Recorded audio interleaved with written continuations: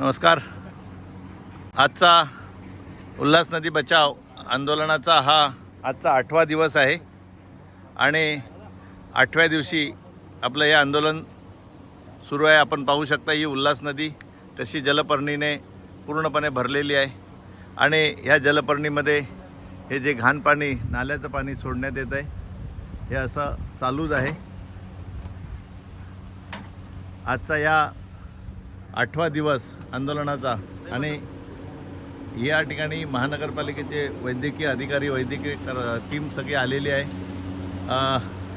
आज आपल्या या आंदोलनाला काही प्रमाणात यश आलं आहे असं म्हणायला हरकत नाही, कारण आदरणीय खासदार डॉक्टर श्रीकांत शिंदे साहेबांनी MMRDAला एक बैठक आयोजित केलेली आहे. संबंधित अधिकाऱ्यांना सोबत घेऊन आज 3 वाजता ही बैठक होणार आहे आणि या बैठकीच्या माध्यमातून संबंधित सर्वच अधिकारी या ठिकाणी उपस्थित राहणार आहे आणि चर्चा होऊन काही चांगला निर्णय होतो आहे का आपल्याला पाहायचं आहे. पाहूया कसं काय होतं आहे काय नाही. आणि एक मिनिट,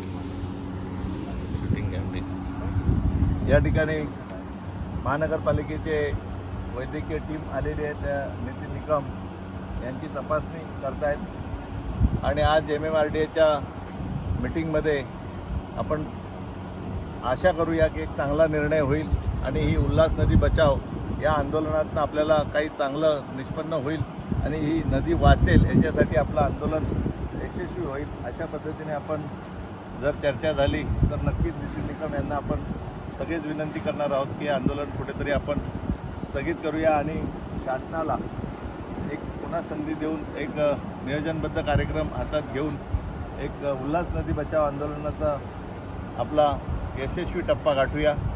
धन्यवाद.